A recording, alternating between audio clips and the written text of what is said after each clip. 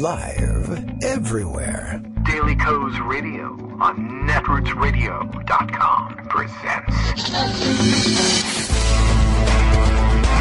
David Waldman. Kagro in the Morning Show.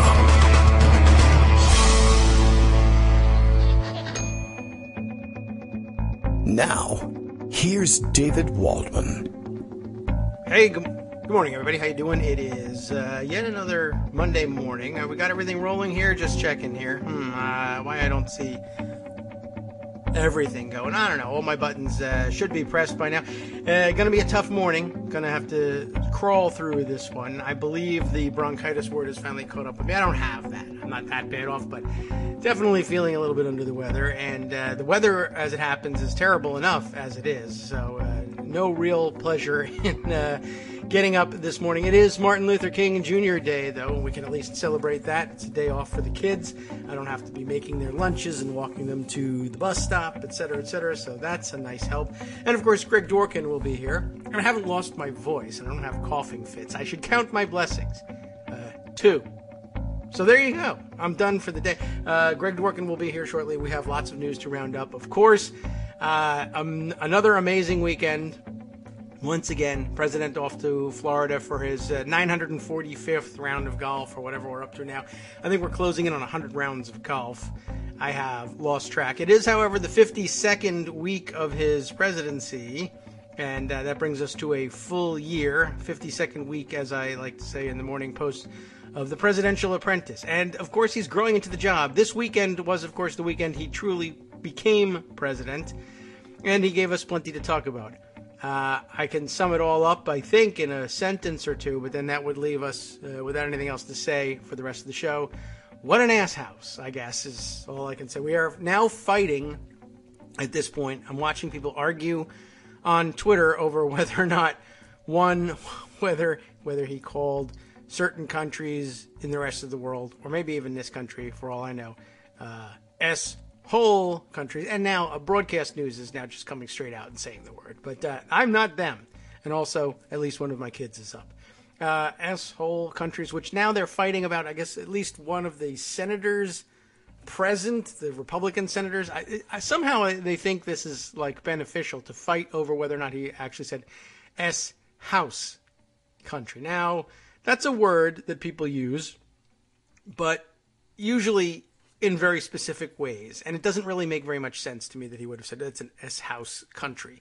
It also doesn't help in any way at all, and I can't understand why we're spending any time on it, so I won't.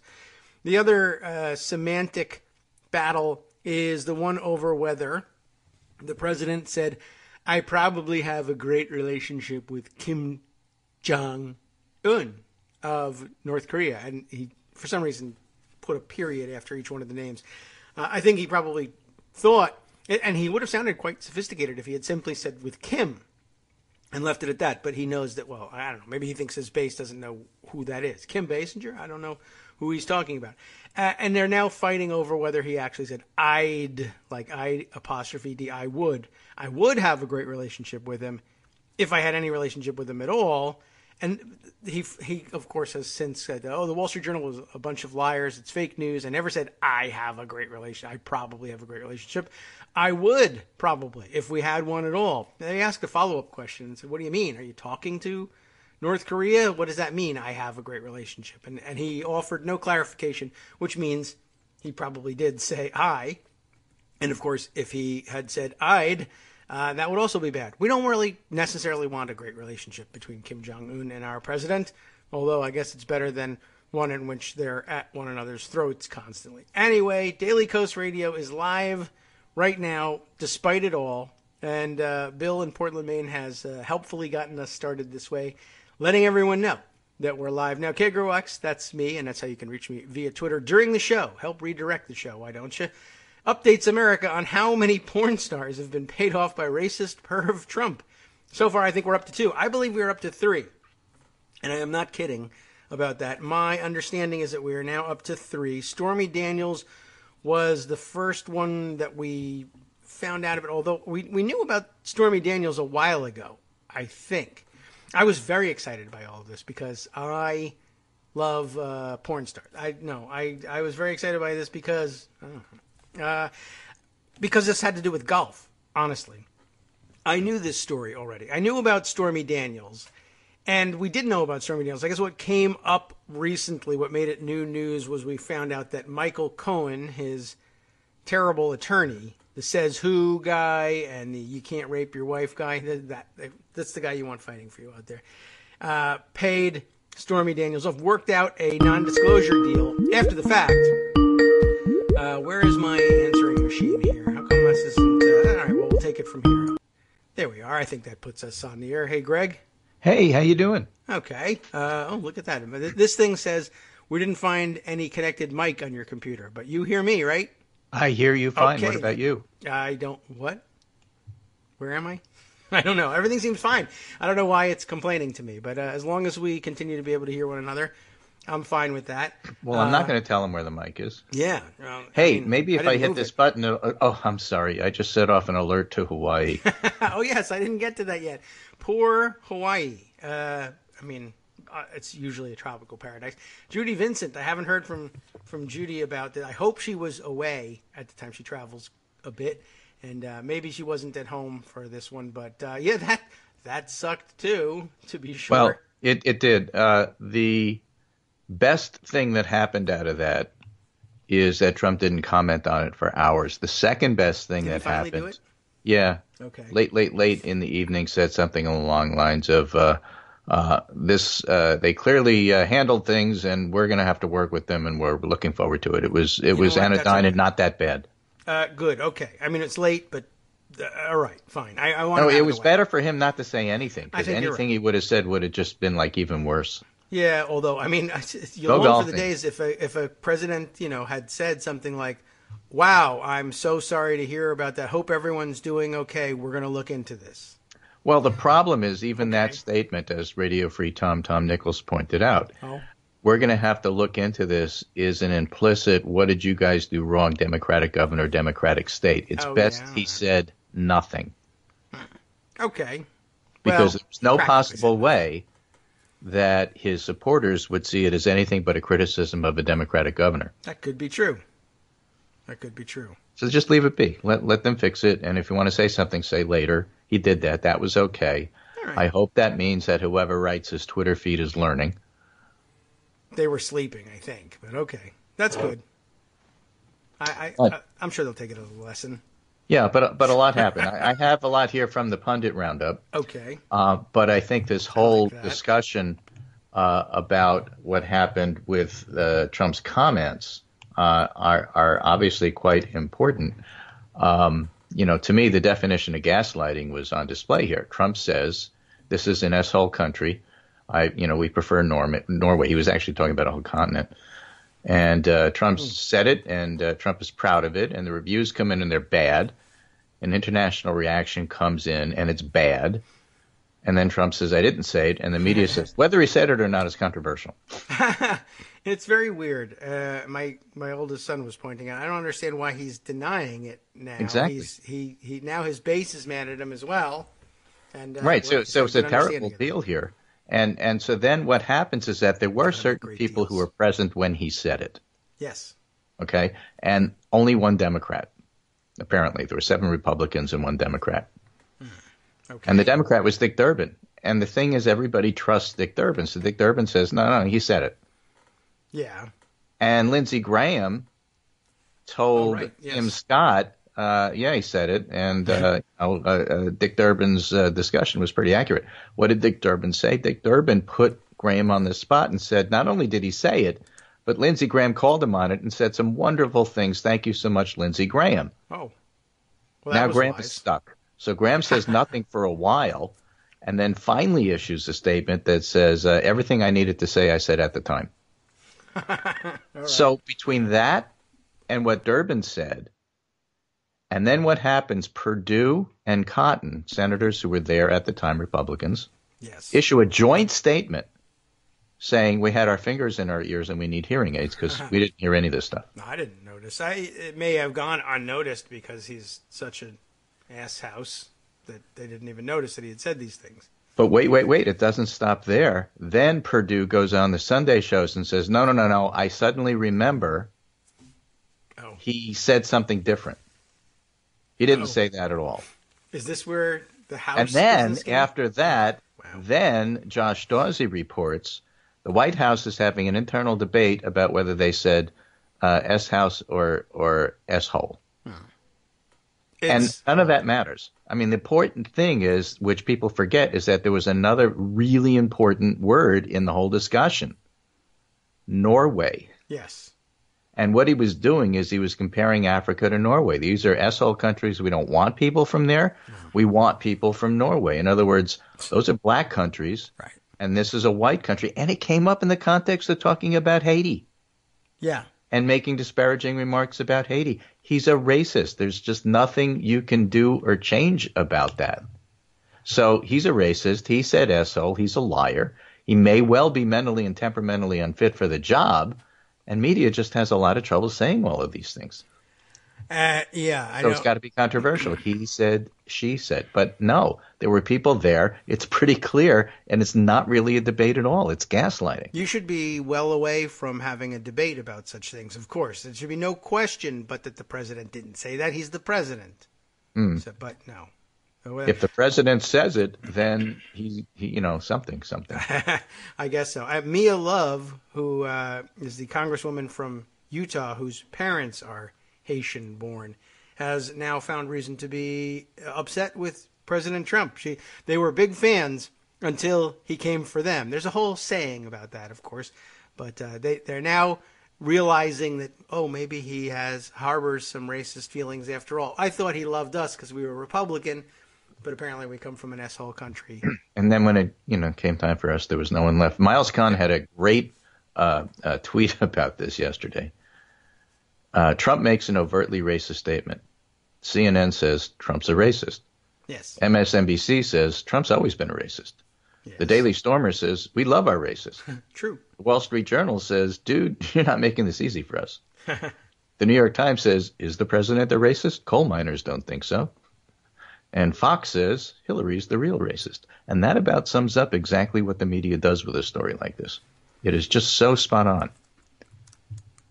Yeah, I really don't know why. I can't figure out at all why the fight about whole versus house. That doesn't because you change the subject away from racism to a single word, and whether or not other presidents in the past have ever used profanity in the White House, CLBJ and Nixon. Yeah. And that is a much more comfortable place for them to be. Yes, but then why not, I can't, I don't know. I don't understand why they don't try to change the subject to, I don't know. I don't see any value in that. To anything else. No, right? I mean, as house. I mean, it's a thing, but people don't say, but then again, people don't say I moved on her like a bitch either. So who knows what he might have said, but it was racist, household, picket. It's got to the point. No, it's gotten to the point where this stuff can't be denied anymore. And every once in a while, things just seem to come together all in one place. And this is one of those times. And what was fascinating is watching cable TV all day, for days, for a couple of days. This, don't forget, comes right after the Michael Wolff book, which is a very important precedent, because that starts, and then people are starting to talk about his mental fitness for the job, yes, and starting to say things out loud that they weren't saying. And then this comes, and so everybody was already primed to talk about what's going on with him. And so it was perfect timing and a perfect storm, and that's part of the reason why it is such a heavy discussion. And then what happens is cable news spends 2 or 3 days, to their credit. Yes. Cable news spends 2 or 3 days not talking about whether you should use that word or not. They actually use the word, and they talk about whether it's racist or not. And that's exactly the right discussion to have. Okay. And so now, 3-4 days later, Perdue comes up and says, no, he said something. It just doesn't fly. I put it that, the White House, Perdue, and Cotton, have formed the axis of credibility. And nobody believes any of them. And for Perdue and for Cotton to come out and start this stuff now doesn't support Trump and change the conversation, it just diminishes them. Yeah, you can't come in to to an argument 6 days later and said, you know what, I should have said at the very beginning this. It doesn't work. A lot of people think that, feel that way. Now I just realized what I should have said. But it doesn't work to just jump back in and say that. It does not. Well, and so, this is already a conversation that's taken place, and a good part of the country, is thinking this. So my summary for the pundit roundup today was Trump continues to slowly unite America against Republicans. He is a uniter, not a divider, not in ways you imagine. Sally Jenkins is a sports columnist for the Washington Post. She's got a piece about this. Oh. Because she co-wrote with Pat Summitt 2 or 3 books about Pat Summitt, the great Tennessee women's coach. Yes, okay. Right? And so Sally Jenkins writes, the Bible teaches us there are no real S-holes, of course. I am so tempted to use the word because, you've got headphones and my kids aren't home. But yeah, right. I'll follow your convention. That the only things that defile us come from somebody's mouth. But if that source isn't persuasive enough for you, there's always the evidence you can acquire from first-hand acquaintance with someone from a faraway place. And talks about how Pat Summitt had somebody at the University of Tennessee who was playing for her with who happened to be from one of those S-hole countries. Yes, okay. Right? At first, Nikki Anasicki didn't want the great Pat Summitt to see her Staten Island apartment in the projects, didn't want her to see the cockroaches and the mice and the mattress on the floor instead of a real bed. She was afraid the immaculate coach who wore diamond rings and was always on ESPN would take one look at the hole she was from and pull the scholarship offer. So she asked friends to let her entertain Pat at their home instead of her own. And she said, I was just so embarrassed with where I had to live, Nikki told me a few years ago. She'll think so low of me. Maybe she won't want me at her school. Will she still want me? What the 18-year-old Nikki didn't know was Pat came from a cabin on a tobacco farm in Tennessee with no water except what came from the pump off the porch and chinks in the wall that let the weather in, so sometimes you had to throw frost off the blanket in the morning. Now, this particular player turned out to be a wonderful person, and the title of the article is, Why Do We Let Immigrants from Holes into Our Country? Because of people like this.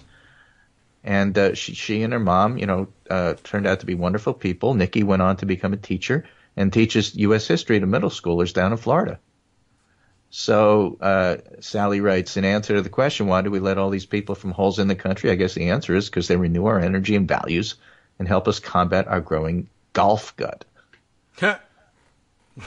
What? This isn't particularly debated in the sports world, where you can't help noticing how many great American champions with Nigerian roots we have.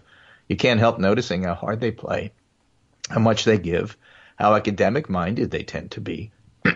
Until recently, African Americans or Africans immigrating to America had much higher education standards than the average American. Yes. And you also can't help noticing that a lot of them go back to Nigeria, where it said that 70% of people live in poverty, yet education is cherished. Yes. And so she talks about how, the sports world can help to overcome this a little bit. The military traditionally has been good at overcoming this. The two, institutions that Trump seems to revere, and they're far less racist than he is. And so in context, it's just a wonderful, wonderful piece. Well, I am glad to hear that. Oh, look at that. You have hung up. Well, we'll reconnect you then. How about that? I got an extra chance to hear more music this morning. Okay. Hi, I'm so sorry. Apparently I said this will launch in Missouri now. Well, look out, guys. You have I hit the wrong button. I was going to cough, and I wanted to hit the mute button, and I just hung up on you is what happened. Well, we didn't need Missouri. 49 states are fine. 49 is plenty. Yes, so we could probably. Was that piece from The Simpsons? Where Grandpa's shaking his fist at the cloud? I believe he wanted. There were too many states, and he wanted to eliminate 3. Eliminate 3 states. I am not a crank. Yes. Simpsons. Anyway, perfect for now. Yes. Right. So what's happening in real life with all of this happening? Well, let me just read you a piece from Axios. All right. Okay. And by the way, all of the things that I'm reading today, I didn't give you the long list. I thought maybe we'd do it as we go along. We'll do it live, as we used to say. Yes. All right. And this one is from Axios. It says, Trump's Day of Reckoning. The one thing that could dramatically diminish President Trump's chances of avoiding impeachment and chalking up legislative wins, the one thing that could stop him is Democrats winning the House. And thanks to a series of recent developments, Trump knows this is no longer just seems plausible, but probable. Hill sources tell us, not Hill the magazine, Hill the geographic location where Congress is. Hill sources tell us that a House Democratic takeover is now likely. One strategist close to Republican leaders believes that a loss of the House is baked in and said top Republicans don't see a way to avoid it. It would take a flip of 24 seats for Dems to take over. The average loss of the president's party in his first midterm is about 32. We're hearing forecasts of 40 plus. Wow. Okay. I'm for that. Right? I'm for that too. But just to give you an idea of all this stuff, remember we're telling you about the generic ballot. Now it's like at an average of 11 or so. But places like Quinnipiac have it as high as 17. And how can that be real? Well, Republicans think it's real. Yeah, I have been seeing a lot of pieces over the weekend about Republicans sort of coming to this realization, and it's probably explaining a lot of the rash of retirements as well. Exactly. Here's one you probably did see. This is from the Washington Post. New alarm among Republicans that Democrats could win big this year. At least 29 House seats held by Republicans will be open in November following announced retirements. As you were just saying, a greater number for the majority party than in each of the past 3 midterm elections when control of Congress flipped. The president's own job approval, a traditional harbinger of his party's midterm performance, is at record lows. As he approaches a year in office, according to Gallup, polls asking which party Americans want to see control Congress show a double-dip advantage for Democrats, which I was just saying. When the wave comes, it's always underestimated in the polls. Here we are talking about it, and the funny thing is maybe we're underestimating it. That would be Said great. a conservative political strategist who has met with GOP candidates. This is the reason Republicans are ducking for cover. I say, not ducking enough, my friends, not ducking enough. Right, and maybe not even ducking might not have been the word he was using. No, just lying, I think. Mike Murphy, traditional Republican strategist. I've been hollering since the election Trump would leave the GOP in rubble, often to, you just don't get it, Captain Yesterday. Eye rolls from fellow Republicans who thought Trump had brought some new frickin' magic to the GOP. That's not the word he used. Oh. Well, here we are. The National Journal has a piece, too, The Week from Hell for Republicans, which I'll get to, but there's a fellow posting under the name Sir Edmund Burke, who I thought had died, back in the 1790s, but apparently he's so ticked off he's back. Oh. I voted for Reagan, HW, and W. My favorite governor of my state was an R who was fabulously popular as a two-termer, despite the fact he couldn't get the nomination from the zealots who control the party. I will never vote for another R at the state or federal level, the DJT stain. Wow. So you read that and go, wow, that's pretty cool. So Josh Kraushaar has a piece, The Week from Hell for Republicans, and lists 5 things that make it the week from hell. And he says when the press is focusing on Trump's bigoted language, notice he's not dancing around that, and uninformed interviews, because there was this Wall Street Journal interview, which was just flights of fancy and other flight of ideas that make psychiatrists think that maybe there's something wrong with this guy. His party's rank and file are raising the white flag. His parties, his own party, the Republican Party. So this isn't just Democrat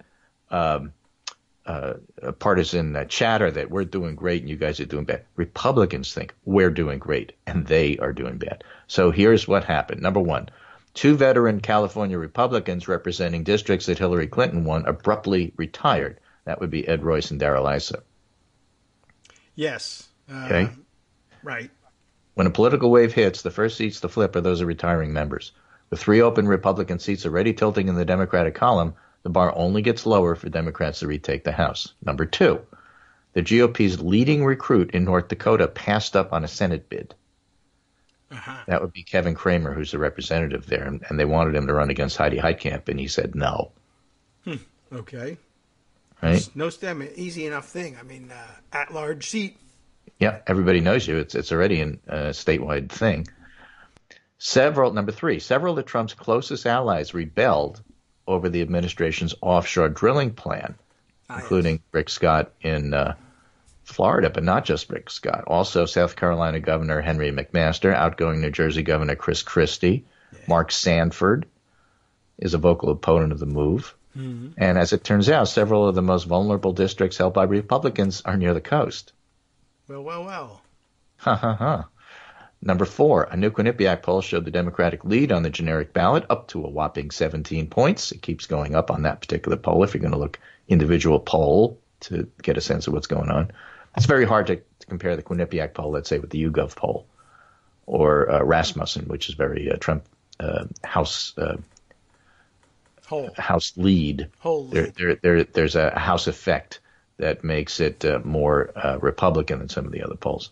But for much of 2017, Republicans reassured themselves that favorable maps in the House and Senate would protect them from the worst of a Democratic wave, but that's assuming the anti-Trump wave is manageable, placing a bet that the party doesn't face a double-digit deficit. Reality check, all the polling suggests 2018 is shaping up to be a Democratic tsunami, not a mere wave. Even if the Quinnipiac survey is something of an outlier, which it isn't, the overall outlook suggests that even I added to which it isn't. It's not. There's others that show even higher. The overall outlook suggests that even Republicans in many favorable states and districts can't take anything for granted. And number 5 of 5, Senate Democrats revealed eye-popping fundraising numbers.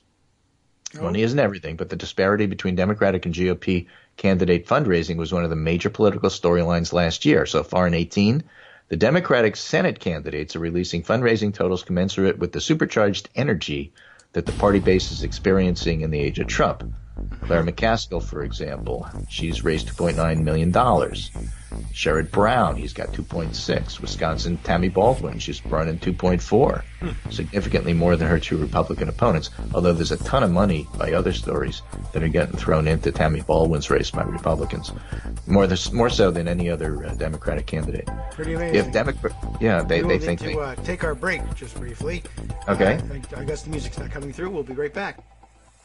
Hi, everybody. It's me, David. Let's change things up from the old fundraising pitch for just a minute and talk instead about how you can be a part of our show. If you've got a smartphone or any other electronic recording device, why not sit down and record a segment for us? Read us an important article and give us your take. Read one of your own original essays, or even just give us your commentary on something you'd like to share that's important to you. Then send the file to me at kagrox@gmail.com, and I'll try and work it into the show. Short segments, a few minutes in length, are easiest to fit in. And of course, I can't always guarantee that I'll be able to play everything, but if you've ever shouted at your radio or TV about something you wish was being covered, here's your chance to change that. Make the show your own. Send your submissions to me at kagrox@gmail.com.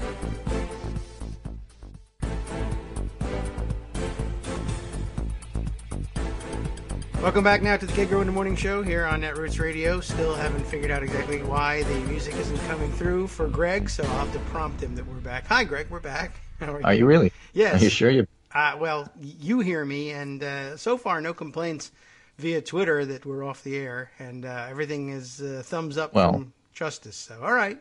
That just proves you're the real racist. Yes, right. I feel that way right now. Okay. Yeah, I can't. Yeah, I don't know why. I guess it must have something to do with the fact that it thinks that our microphone is not connected. But we'll unplug. Well, what do they know? You know.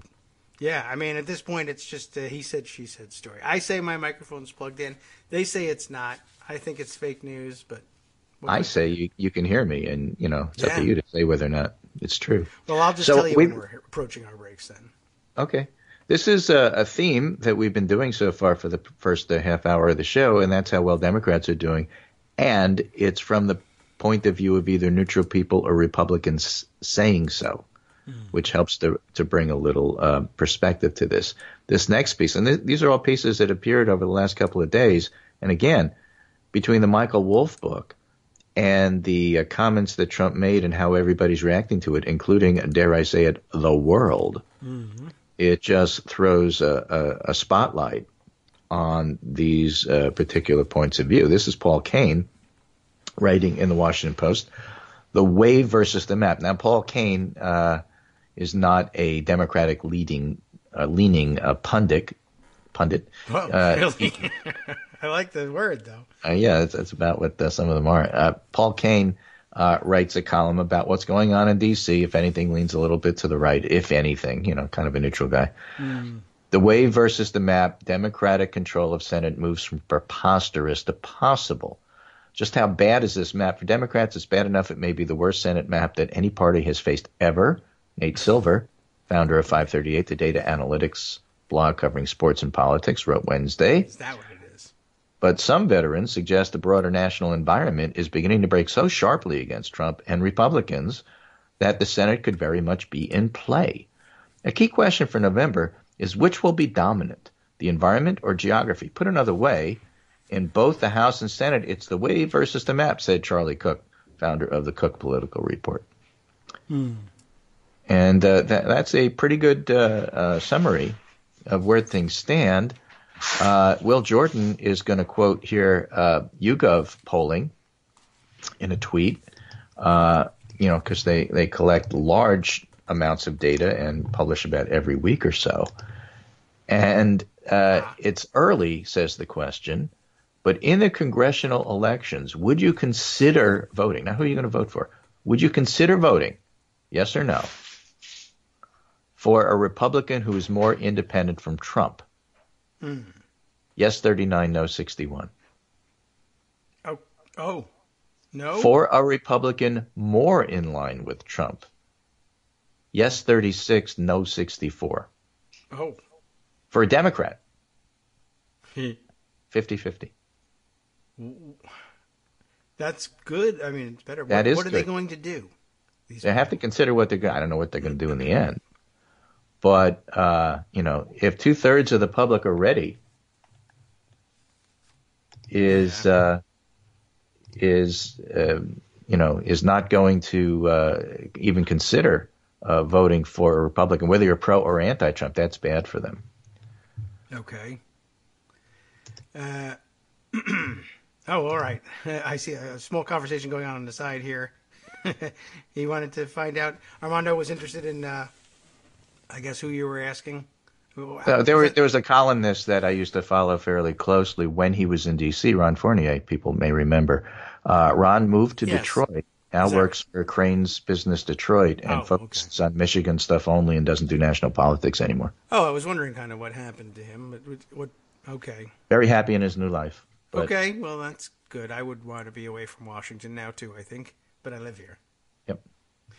Okay. Did that come up? Was he mentioned earlier? I don't know. Armando brought it up. All right. Well, that just came to mind for him, I guess. Porn stars and Ron Fournier. Well, speaking of people who drive you crazy when they write stuff, but every once in a while come up with something good anyway. Okay. Here is Bret Stephens,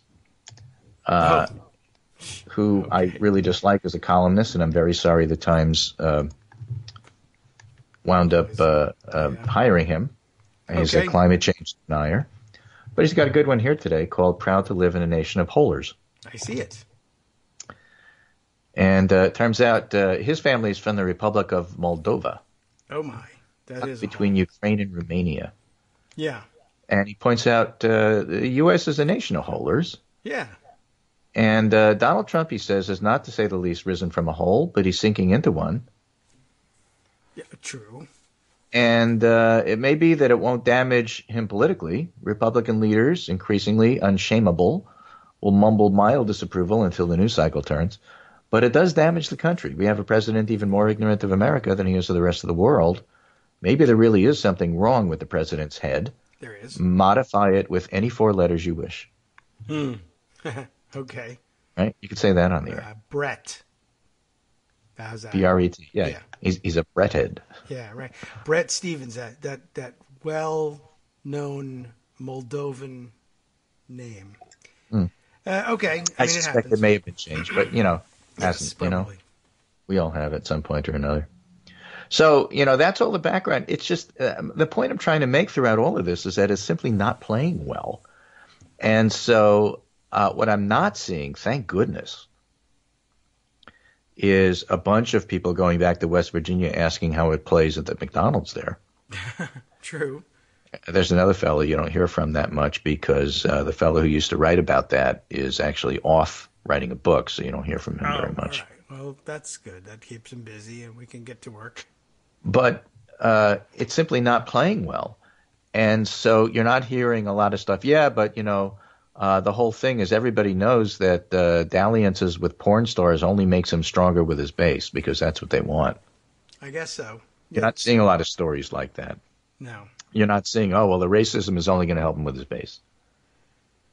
Yeah. All right. You're not, because it's simply not playing well. And so this gets back to a bigger theme, and you step back and you say, what is it about the Republicans in Congress now that's making them hold on and continue to support Trump? Because they're getting clobbered in the polls. They all think they're going to lose. It's not like it's a winning hand. No. What are they doing and why? And you know what? It's a bit of a mystery. There's a paycheck involved. For a while. Yeah. Don't you want to increase your chances of getting reelected? Wouldn't that be one of the things that, like, it's your job to do? I guess. Normally, why wouldn't you start voting, for example, for popular things like a clean DACA repeal that 70% of the country wants? I don't know. Why would you shut the government down? I don't fully understand what they're about and why they're doing it.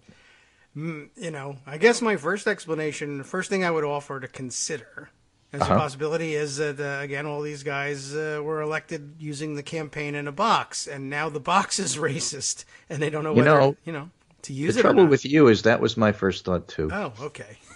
See? I don't think they know what to do. I don't think they're really have not any that ideas. smart, and they don't know what to do because there's no, talking points for that. Right. This is just something they usually get handed, and Paul Ryan has no But idea there's what such to an do. easy fix for it. Oh. And Boehner did it on occasion, and Ryan never seems to. Read a And book. that is every once in a while you have to step back and say, you know what, I'm going to pass this with Democratic votes. And no, you're not going to like it. And next time, get your act together. And if he did that more often, I think that it'd be a lot easier to get stuff done in Washington. Yeah. Or he'd be able to go home finally and stop doing this job. Because don't forget, nobody wants to replace him. There's no threat about, oh, if you do that, we won't vote for you and you won't be our speaker. Yeah, who will be? Ted Yoho. I don't think so. Louis Gohmert? I don't think so. Jim Jordan? No. Mark Meadows? Not happening. Well, yeah, it's a good question. Who would the next Republican leader be? I mean, I guess in the minority, I could see it just falling to Kevin McCarthy and everybody just saying, well, whatever, let him do it. And but if they ever were to take the majority back, I don't know what they'd do. Would McCarthy keep his conference together? No, but But isn't that what you want in the minority? yes, that is Nancy what you want. Pelosi's doing a great job of keeping her conference together. True. She knows how to do that. She Kevin knows how to do a McCarthy lot. really doesn't, and but it wouldn't matter so much. Our conference has been decimated. We need a leader. There has to be one. He's the only one willing to, to say he is going to take that job. I guess Steve Scalise might be willing if he's still around. My guess would be it would be him. There would be the sentimental. He survived this. Maybe he could survive that. That kind of thing. Yeah, right. Oh, we shot him. He lived. He make him minority leader. That'll work. I mean, what could be worse? Right. This is a step up. This is a step up, or it's a challenge, but he's met challenges before, yada yada. So that would be my guess. Well, Yeah, what maybe. what about the fact that he's got this racist, thing in his background that made him toxic until he got shot? Well, Yeah. it's the Republicans. They don't care. They used to like that. That was a big selling point before. Although I guess if you lose in a gigantic wave thanks to Republican racism, there's some possibility that surviving Republicans might say that's not the guy that we want. We don't want to, re-up on this racism. But everyone will have forgotten his racism as compared to Donald Trump's by that point, I think. Right. So No baggage. yeah. So there you have it. Armando wants to know whatever happened to the Wednesday group. Oh, well, are they? What was the Wednesday group? They were, I think, weren't they like a group of moderate But Republicans? Charlie It was like Charlie many years Dent ago. Charlie Dent couldn't get anything done, and now he's retired. So that's what Yeah, happened. to the I Wednesday. recall that Chris Shays was like a Wednesday group guy. Yeah, and wasn't They're one of gone. their co-leaders the guy who signed on from New Jersey that signed on to the healthcare bill and got everybody to hate him? Oh, maybe. Yeah, which one was that? I can't remember his name, but I don't know whether he was a leader of it. I mean, it may have Yeah, fallen no, to they him was, by that yeah, point. McCarthy in New Jersey, Armando reminds me. Okay. He and Charlie Dent were the co-leaders, and then they kicked him out. Oh, They did, because they who said, how remained? could you be moderate if you're going to sign on to this piece of crap? Oh, that's true. So who's left? Well, and so Dent was left, and now Dent's gone. And I think the only one left is Chris Shays, and he's retired. Yeah. I mean, I don't know. That's a good question. I should look that up. Ileana Ros-Lehtinen, maybe. Maybe. But they're down to like 2 people, and I don't think that they're going to wind up running for leader. No. They're not crazy. Not Right. that crazy. So, they're in a pickle, and I don't understand how they're trying to get out of this, to mix metaphors. They're in a hole, and they keep digging. Yes. And we know what hole it is. Right. Except I can't say it on the air. House they could be digging. Yeah. Yeah, that's a good question. Whatever happened to? Were they All right, Wednesday or were they Tuesday? Maybe they moved it. Maybe they moved Yeah, it to a day of the that's week true. that doesn't end in day. Right, that could be right. Now they can't meet because they can't find one. All right, a couple of stories I want to throw out there before I go off, because they're not quite in the same vein as the Republicans are doomed. Well, maybe it is. This one is from the L.A. Times. Former Arizona Sheriff Joe Arpaio is back. So, too, are Latino voters who helped oust him. That guy. Okay. Getting Good. to voters to the polls is tough. In 2010, 26% of Latinos eligible to vote cast a ballot. In 2014, the figure was worse, with 18. And now, One Arizona, a group trying to fix this, hopes that at least 350,000 Latinos, about 1/3 of those eligible, will vote in 2018. Arpaio and Trump are energizing our base, and unlike other demographics in the state, our base is growing. This, in turn, helps Democrats in a red state that, with Latino voters, is inching closer to purple with each election. So more background there. And then a very interesting piece by Amy Chozick in the New York Times Magazine. Oh, okay. All right. A longish piece, kind of a think piece. And this is about Hillary and the movement. Oh dear. Hillary Clinton ignited a feminist movement by losing. She was poised to lead, now is on the sideline. And here's a piece from it. Throughout her career, many women would view Mrs. Clinton as an imperfect vessel for the feminist cause. She was a Yale-educated lawyer who, at the height of the 70s women's movement, moved to Arkansas to put her own ambitions on hold in furtherance of her husband's career. A refrain I'd often hear from voters in the 2016 campaign trail was that they were happy to vote for a woman, just not that woman. Yeah. But the roiling, messy, often painful progress made since Mr. Trump took office has recast Mrs. Clinton, who recently topped Gallup's poll of most admired women. Her career brings to light the truth that there is no perfect vessel, that sooner or later, the harder we strive, the higher we climb, we all become that woman. I'm not even certain what that means. That means that you think that people are going to stay on the campaign trail. I'm not against women. I'll vote for women. I just won't vote for that woman. Then the next one comes along. Well, I won't vote for that one either. All right. Yeah. And then well, the next one comes along is, look at Kristen Gillibrand. She's Right. way too ambitious. Holy mackerel. And look at Kamala Harris. She didn't vote perfectly on this other thing 9 years ago that nobody knows about. Everybody becomes that woman, and you can always find some excuse to not voting for him. That is true of men, but They have plenty of checkered stuff, and people manage to vote for him anyway. 3 porn stars, for instance. She may go, we should use that. Well, you know how they do Pinocchios? 1 Pinocchio, 2 Pinocchio, 3. We should give Trump, when he's lying, a 1, 2, 3, or a 4 porn star rating. Yeah, well, maybe not a bad idea. People would probably tune in for that, depending on. I'll which skip ones the you graphic. choose. We're on radio. We don't have to worry about that. Yeah. But anyway, what I said about the Chozick piece is she may go away, she may not. But the movement remains, and so does the misogynistic truth about 2016 voters. Aided and abetted by a now disgraced media figures shaping the narrative. An incredible number of big media figures. I'm talking about the Mark Halperins of the world, the Glenn Thrushes, the people who were writing these narratives Yes. about, Clinton and being nobody liked her. Turns out they all had to leave because they didn't do so well with their relations with women. Long list of them, some of them not household names, but, in positions like political director at ABC, that kind of thing. Yeah. I just So you can't put the imagine not 2016, liking any but, women. well, they don't want them in positions of power. I guess, but just It isn't a matter make any about personal sense. liking or disliking. This is all about I power. guess. Just like, for these guys, this isn't about sex. It's about power. Yeah. Maybe it's that I have no power. Matt Lauer, another one. True. Put the 2016 But Her emails in perspective, I wrote. How important or not important was that story? Not its effect or length of coverage, but its substance. The New York Times has never had a proper reckoning of that, for example. All they did is get rid of the public editor. Yeah. Well, it is in line behind the warrantless surveillance non-reckoning and then the Iraq War non-reckoning.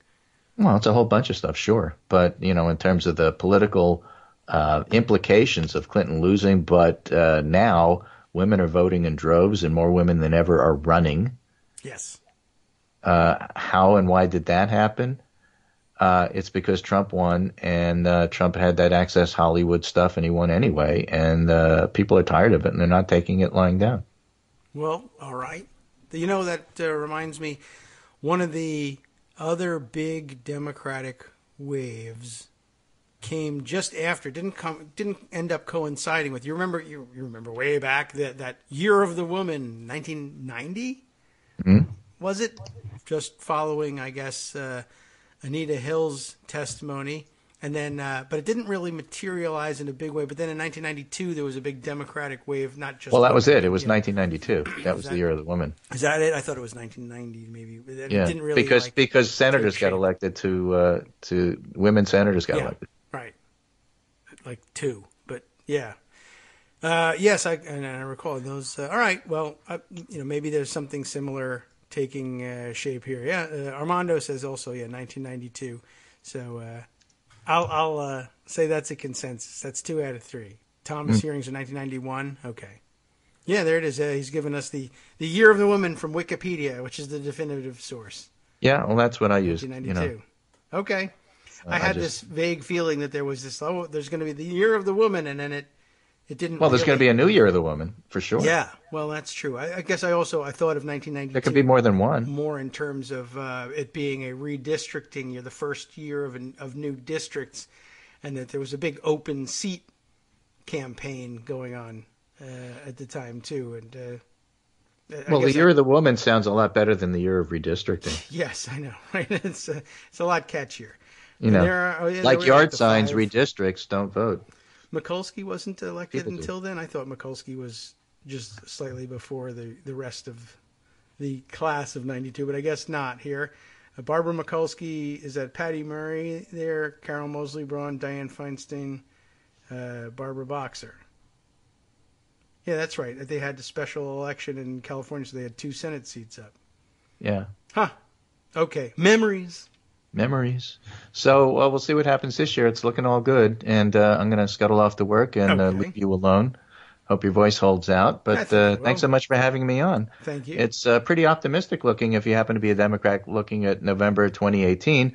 And don't expect Trump to change. He's not going to. Don't expect Republicans to change. They're not going to either. What could you do about it? Vote in November. That is the only way you're really going to affect change.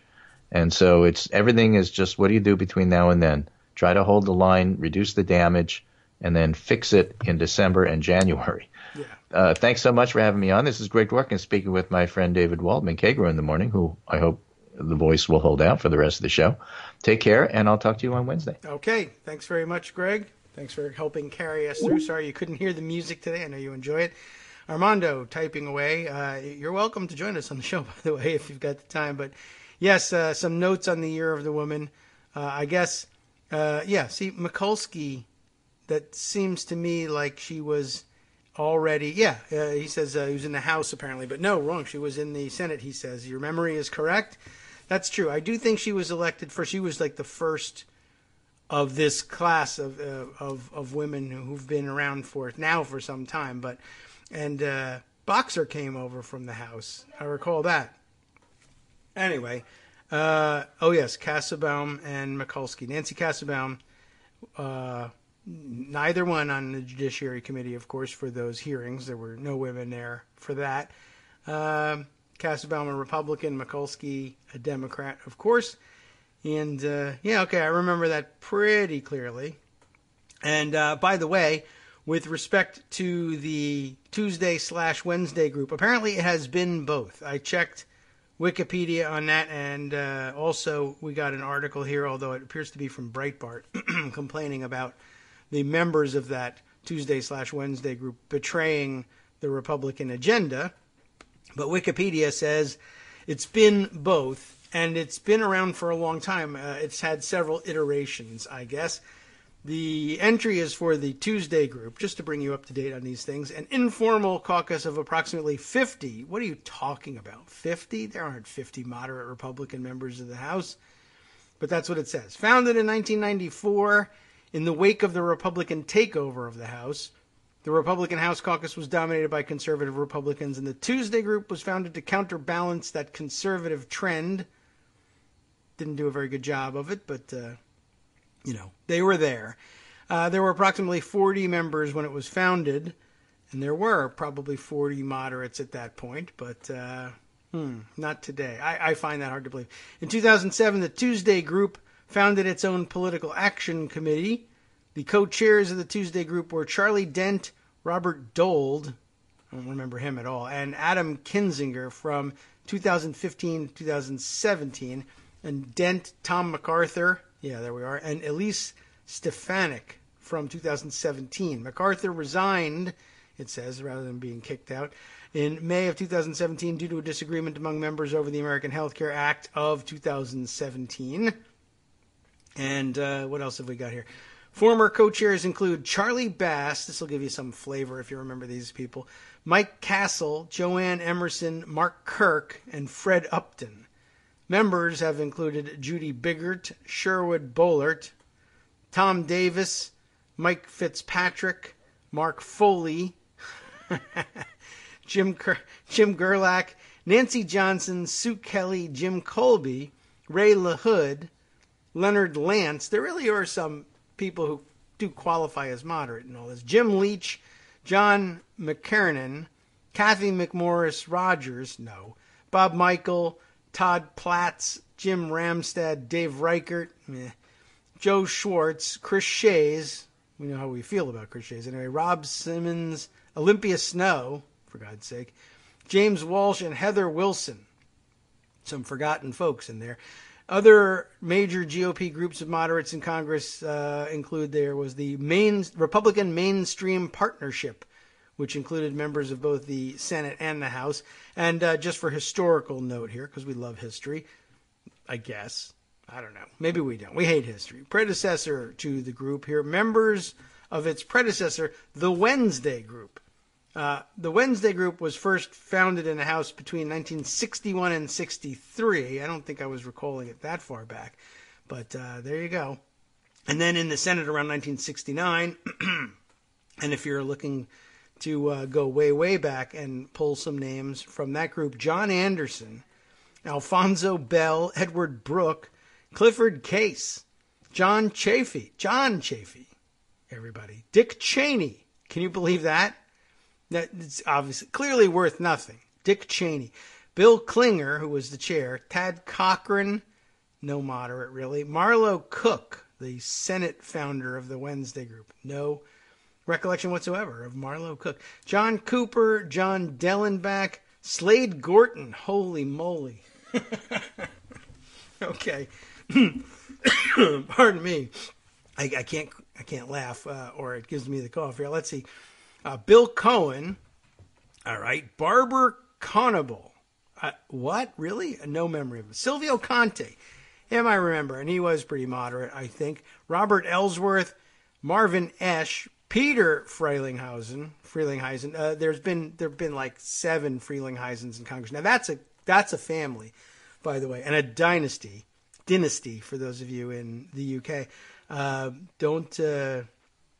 Those guys, I think there's been, with the exception of about 50 total years in the history of the United States, I think, I don't know, maybe I'm exaggerating, there's been a Frelinghuysen somewhere in Congress, and usually in the House, but really, seriously, I have this great book that I took home with me at one point.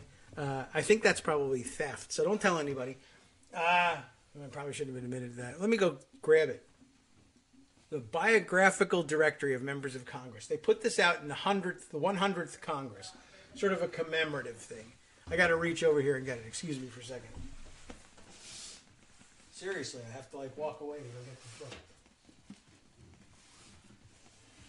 And it's gigantic.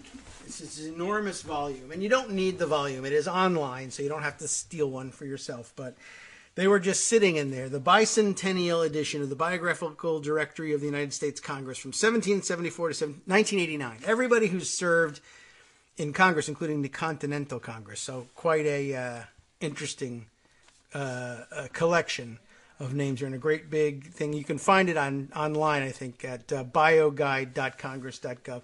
And if you look at any of the entries, will tell you whether they were related to any other members of Congress, past or present. And the Frelinghuysen entries are kind of unbelievable. We'll get through the rest of the names here and then take our top of the hour break. Charles Goodell, Bill Gradison, Bill Green, Mark Hatfield, another troubling guy, Margaret Heckler, John Hines, Jack Javits, Nancy Kassebaum, Jim Leach, John Lindsay, Charles Matthias, Stuart McKinney, Pete McCloskey. Wow, man, the names. Brad Morse, who was, I guess, the House founder of the Wednesday group. Bob Packwood, another, oh my God, name to bring back to mind. James Pearson, Charles Percy, Joel Pritchard, Ralph Regula, Ogden Reed, William Saxby, Herman, Schneebeli. I have no idea. I've never seen that name before, and it's quite entertaining, to be honest. Let's see, a few more here. Richard Schweiker, Hugh Scott, Abner Siebel, Arlen Specter, Robert Stafford, Charles Whalen, and Lowell Weicker. That is some collection of people. Anyway, I hope the rest of you can hear this music too. It would be embarrassing and awkward if we didn't have our intro and outro music going out over the stream. I hope that that's the case because it makes us sound semi-professional. Otherwise, we sound really weird when we say, we'll be right back.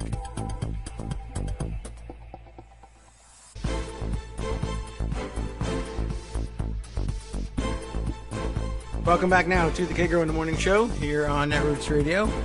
You know what? I've just realized that it's very difficult even to hear myself in my own headphones this morning. These are it's a very nice set of over-the-ear headphones, noise canceling, I guess, in some respect. But I really have to crank up the volume in order to hear myself in there, and it's difficult to tell the difference between when I'm muted and when I'm not.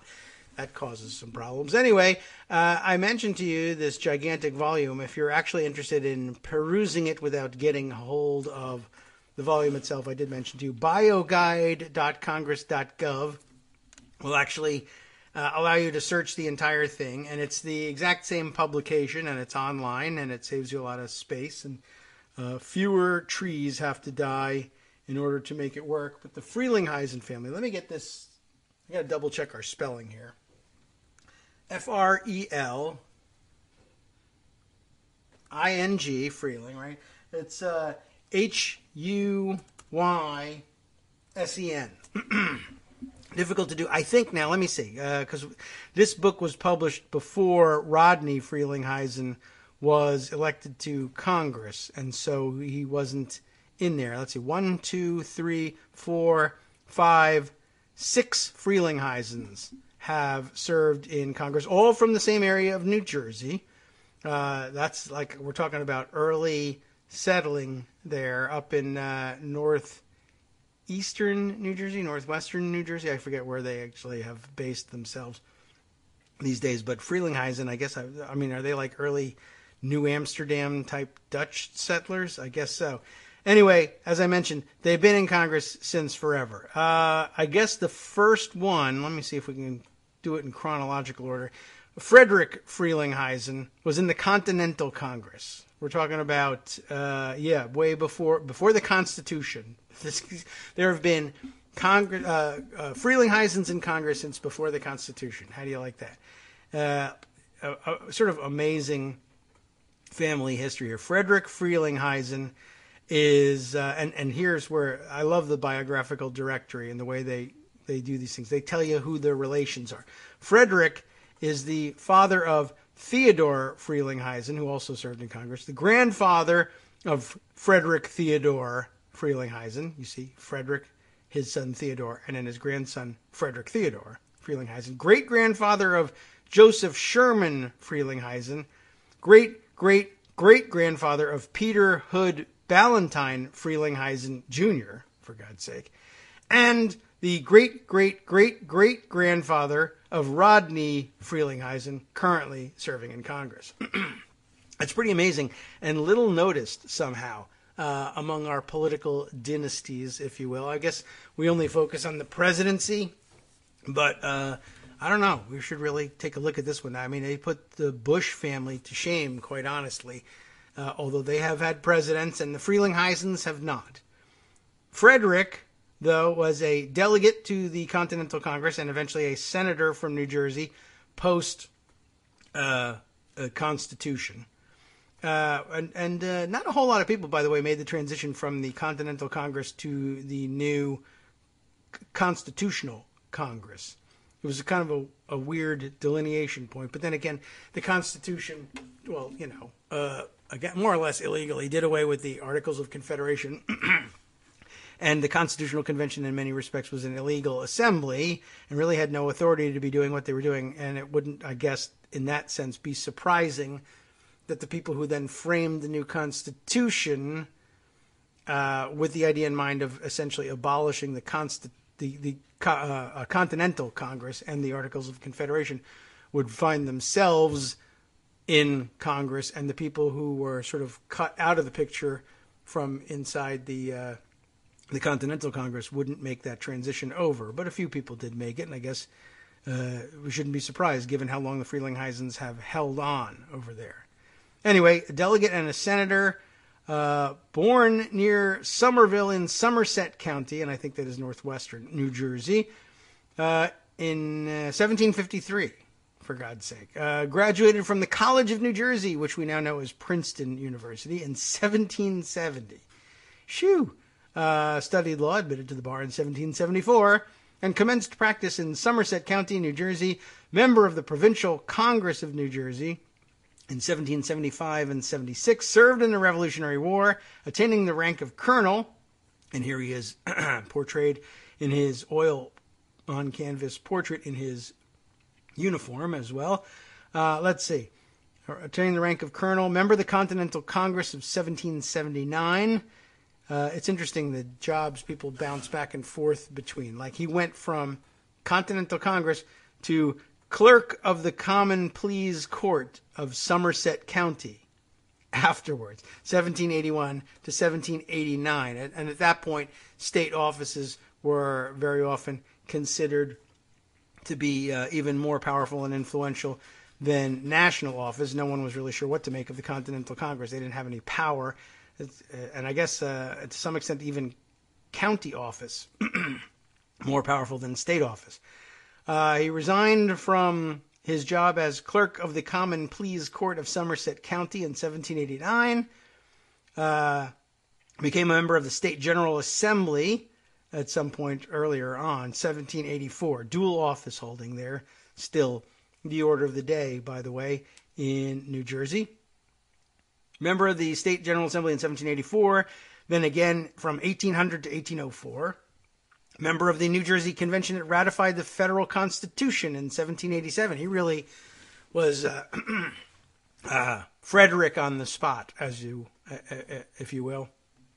Back in the day, he was in the Continental Congress and not at the Constitutional Convention, but managed to get himself involved in the New Jersey ratifying convention, and I guess then less of a surprise that he finds himself in the federal Congress afterwards. Member of the State Council from back in the day when they had such things, 1790 to 92, appointed by President George Washington, Brigadier General in 1790 in the campaign against the Western Indians. My word, not such a laudable thing, but in those days, I guess that was a big deal. Elected to the United States Senate, served from March 4th, 1793 to November 12th, 1796, when he resigned. Commissioned Major General in 1794 during the Whiskey Rebellion. Died in Millstone, New Jersey, April 13th, 1804. Interment in the old cemetery in Weston, New Jersey. That is some biography.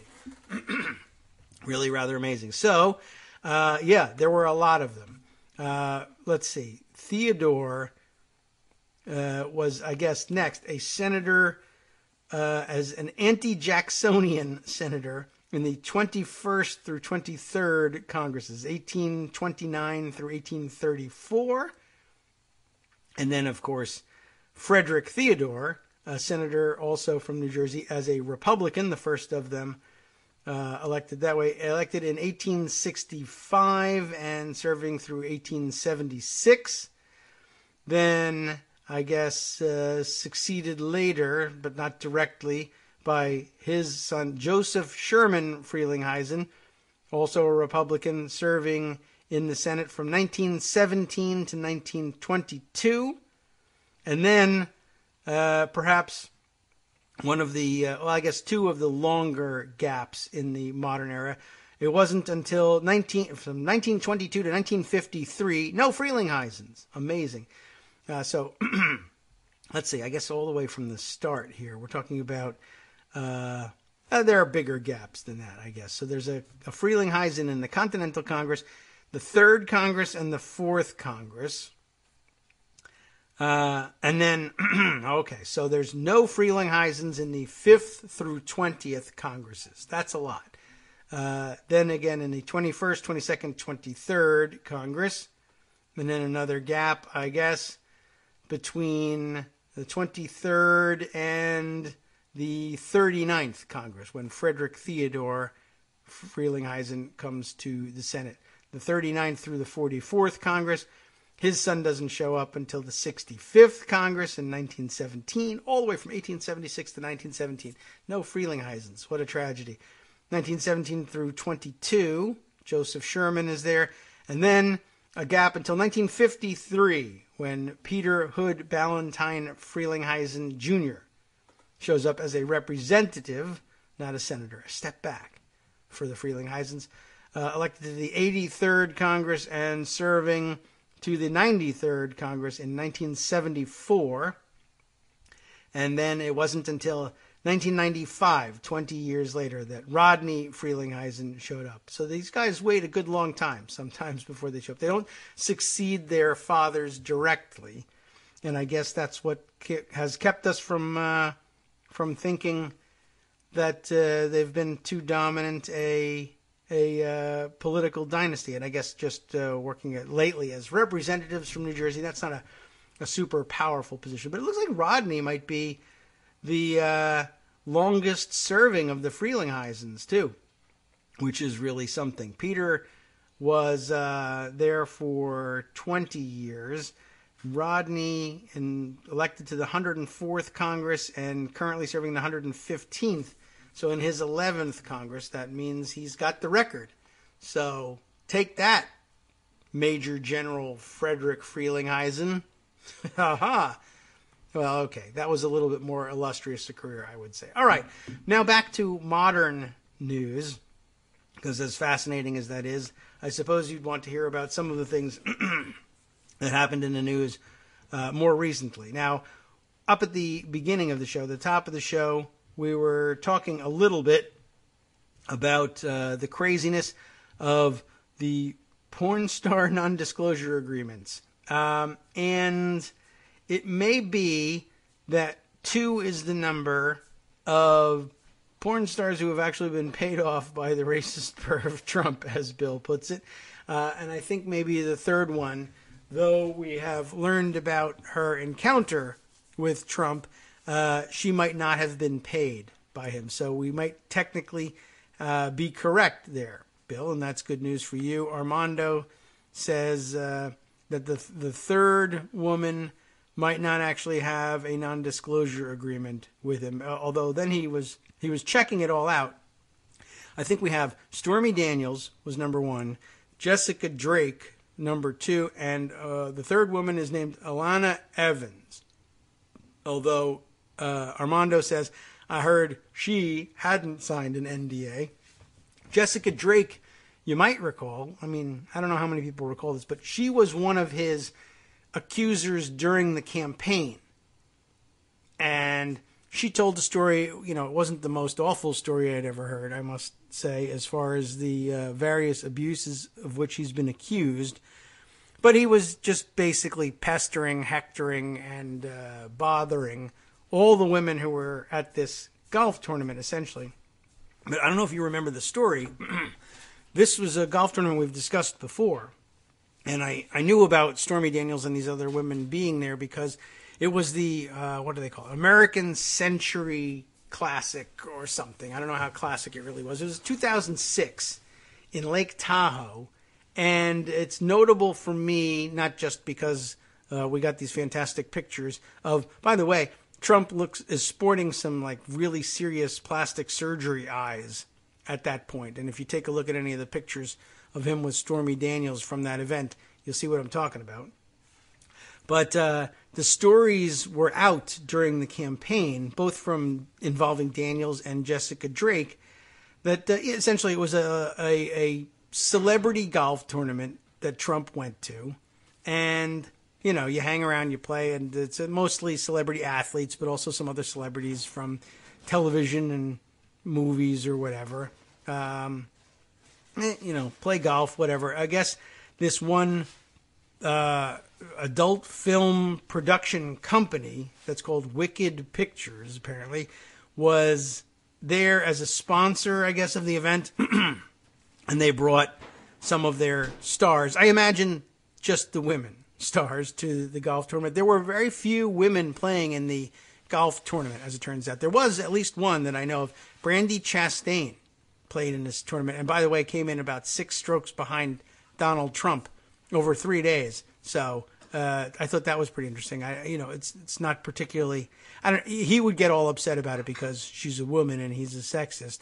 But I mean, she was a star athlete. She's probably going to be a pretty good golf player. But not all athletes, pro athletes, or international athletic stars are good golfers. Charles Barkley played in a tournament and did horribly, and apparently a notoriously bad golfer. But it came to my attention first because Trump did so poorly. This was the one tournament for which we have a score that was kept by someone else, and a tournament that he played in that wasn't at one of his golf courses, where he didn't control the rules or the way the score was being kept and couldn't force people to cover up his cheating.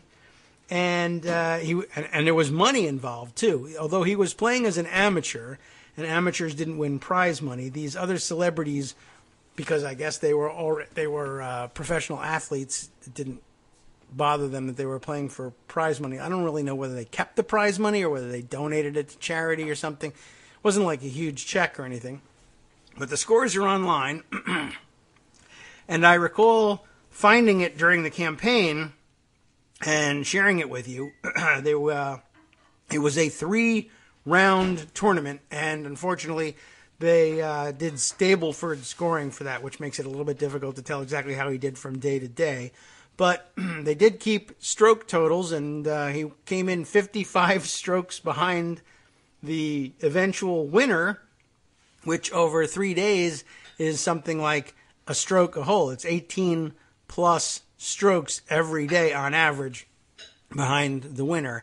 And you'll recall, of course, Donald Trump has frequently bragged that he is a nearly PGA pro-level golfer. Now, that was 2006.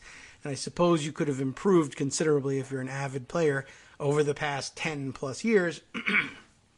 But the idea that as he aged from 60 something to 70 something, the idea of his scores coming down from generally playing to 89 to 92 per round to where he's shooting 73s and less with his golfing partners these days, I find rather hard to believe. But not hard to believe is that Wicked Pictures sent a bunch of the women who star in their movies to this event. And, they had a table in an exhibitor's hall or something, and everybody went around, and I don't know whether you take pictures with them and get autographs or whatever. That seemed to be the order of the day. But apparently Donald Trump made something of a pest of himself there. I guess he figured, hey, porn stars, they'll all, any one of them, I could probably pay any or all of them to have sex with me. And so I guess he proceeded to do just that. Allegedly, that's what he did with Stormy Daniels. She was amenable to it. Jessica Drake was not. She was eventually, apparently, according to her her allegations during the campaign, offered $10,000 to spend the night with him and use of his private jet as well. She refused and later accused him of harassing her during the campaign. A NDA was subsequently, I did not realize this, subsequent to that accusation, negotiated with her, also I think by Michael Cohen, and she now won't talk about the allegations she made openly during the campaign. She had, she's one of the women who hired a lawyer and had a press conference and everything. So I don't know. It's a very weird situation, and I find it odd that this should stick. I mean, I guess this is something that Trump is used to getting away with in his private life. I don't know how well it works with public figures. I guess we'll see eventually. And Armando was marveling at, I guess he was foolish enough to try to Google some of this stuff, which is probably something you should not do at work. Don't recommend that. But he says they all have Twitter accounts. And he says, oh my God, porn Twitter is bizarre. I know, stop the presses. He says it's very likely to be a little bizarre. But apparently, he says there's some controversy about the suicide of another star. And Alana Evans is accusing Jessica Drake of triggering that woman's suicide. And all the porn stars are in a big fight about it.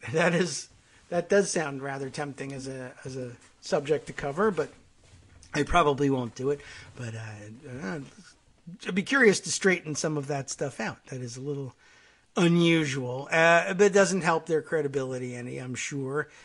But, they're regular people in that sense, and they get in Twitter fights, and that's just the way things go. Okay, so let's see. Other things that we should probably bring up and catch up on a little bit here. Let's see. Greg mentioned, of course, the events in Hawaii, and I don't know what else to say about that one. I was astonished that this isn't the sort of thing that alerts the president when he's golfing, for instance. Like if a state says, wow, there's an inbound ballistic missile, nobody says call the president, or it isn't automatically built in to the system or something. But as it turns out, at least one person I know has explained to me, and I think it was Arch Pundit who said, this is a state emergency broadcasting system, and it's not hooked into the president. And if the military actually detected an incoming ballistic missile, they would have, I hope, automatically notified the president of this. But I don't know. I don't know what the system really is, and I'm shocked that there's. At first, I thought, is there no "Are you sure?" Yes, no screen on this thing, and apparently there is, but it got punched anyway, and it really sounds like it was basically a poorly designed system. Everything I've seen since indicates that the two choices on the screen when there's a shift change is test missile alert and missile alert, and they're very similar, and he punched the wrong one, and it was a disaster. All right, well, let's see. There's some other items that came up over the weekend as well. We've, I think, done that one. I wanted to alert you to this one. I'm not going to read the whole article. I did skim it. It's of interest, though, and a name that I think we have to add to the list of horrible appointees in way over their head in the Trump administration. The Washington Post has picked up on yet another one under the headline here, written by Robert O'Hara Jr., and this one from yesterday's paper, meet the 24-year-old Trump campaign worker appointed to help lead the government's drug policy office. That's the office we sometimes call the drug czar.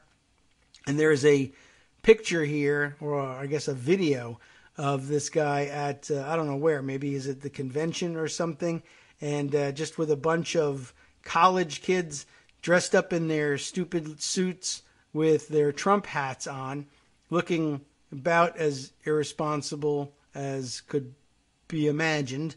But apparently this guy, Taylor Weyneth, I'm guessing is how he pronounces his last name. It's Weyeneth.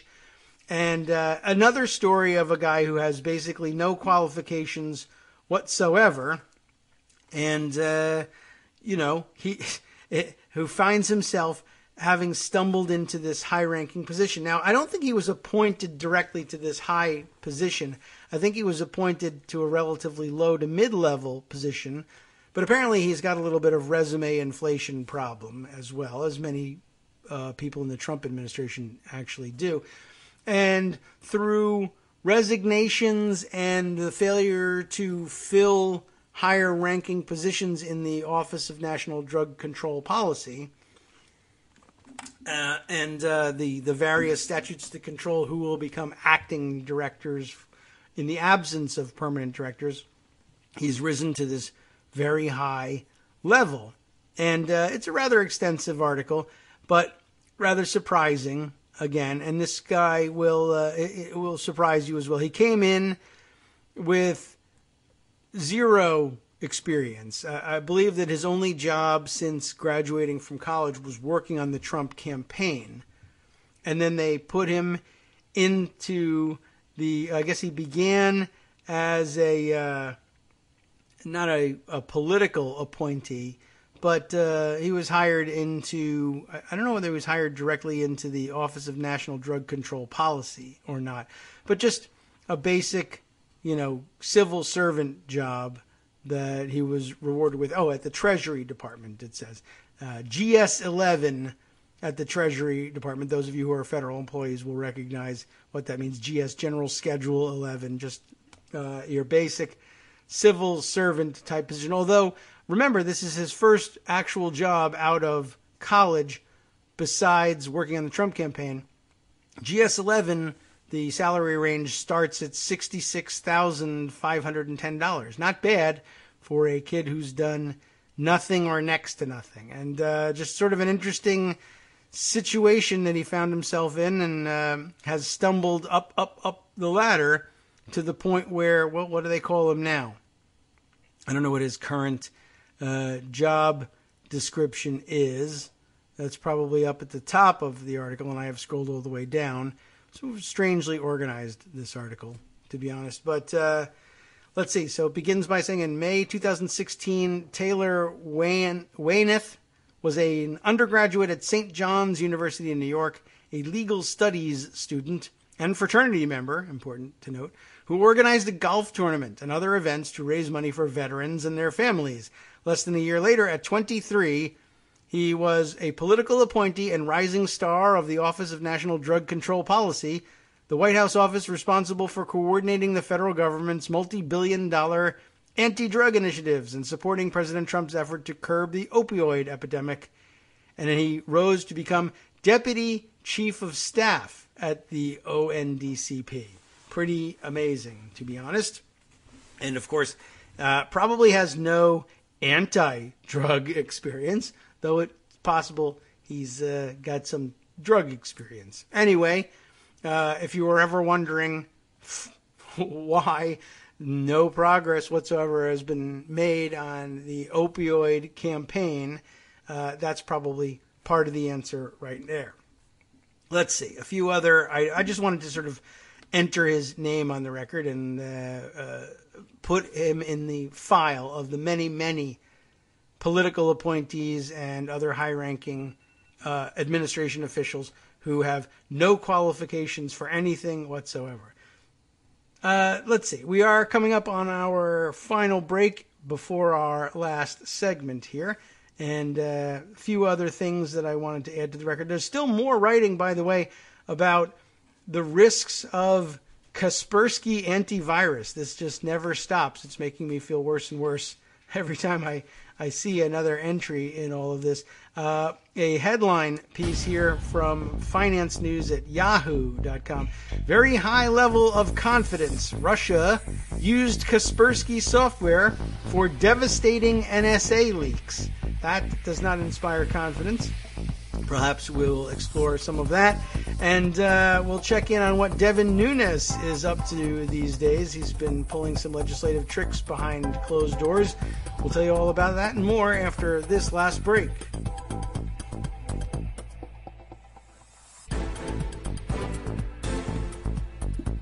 Welcome back now to the Kagro in the Morning Show here on Netroots Radio as I wind our music down here today. All right, let's see. What have we here? Armando, I'm watching in the background, interested in sharing a story or two, but let's see. I want to hit a few highlights here. They do look like some interesting stories, though. And he's off for the day. Very fortunate, like some of us, to be at home during the Martin Luther King Jr. holiday. So maybe we can work him into things either today or tomorrow. I could use the help tomorrow, as we will be without Greg Dworkin on a Tuesday. And if the health picture doesn't get any better, I'm sure that I could stand to use you as a crutch there. Let's see. I wanted to catch up just briefly, and you're certainly welcome to chime in on these things, and as all the rest of you are as well. I mentioned that Devin Nunes was up to some nonsense here, and I'd like to at least catch up on some of it here. We did see, or I caught a tweet from NYC Southpaw, who comments on many of these things of interest to us. A lot of you follow him on Twitter as well. This should be getting more coverage, so let's give it some more coverage.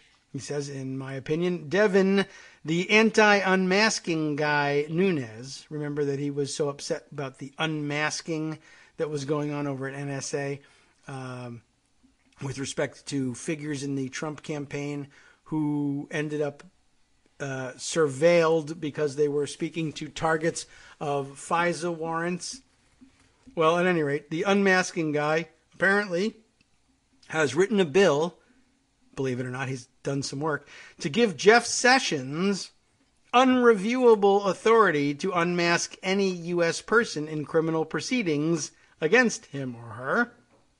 And that does sound rather interesting. It includes an embedded tweet here, which I guess includes an exchange between Southpaw and Ben Wittes. So that sounds kind of interesting. Let me see if we can't dive into that and figure out what's going on here. Wittes asks, what do Elizabeth Warren and Donald Trump have in common? They both use surveillance that did not take place under Section 702 to argue against reauthorization of 702, which he calls a critical national security authority, which has never been shown to have been abused for domestic political spying, says Wittes. He is referring to Elizabeth Warren's tweet that says, as we remember MLK Jr.'s legacy this weekend, we cannot forget that he was a victim of warrantless spying by the U.S. government. The U.S. has a long track record of secretly monitoring civil rights activists and others who dared to stand up for their rights. This according to, and in linking, I should say, to a Slate article on the subject. Wittes takes exception, as we pointed out. Southpaw responds, Section 202 of the Nunes bill opens 702 authority to broad new domestic areas of inquiry and purports to give the Attorney General unreviewable authority to direct the use of 702 evidence against U.S. persons. And then he quotes the relevant part of the bill. Some question, though, about whether or not this is as Southpaw has portrayed it. He is responded to by Asha Rangappa. Asha Rangappa, a CNN analyst, who says this actually limits the kinds of cases that 702 can be used in, I guess, to certain types of cases. Right now, technically, it is not limited by statute, though the FBI has an internal policy. She continues by saying, I read the AG determination differently. Say, for example, the AG determines that it wants DOJ to use 702-derived info in Paul Manafort's prosecution. He is still being prosecuted for financial crimes, which does not fit in the other categories. Still, the AG could determine that his prosecution affects, involves, or is related to national security because, well, he's a Russian spy and the financial crimes were a part and parcel of his intelligence activities on their behalf. No judicial review means he couldn't challenge the AG determination, but I don't read it as suggesting that the determination would not need to be formally made or documented, or that it couldn't be requested and reviewed by congressional oversight committees to make sure it's not being abused. An interesting objection.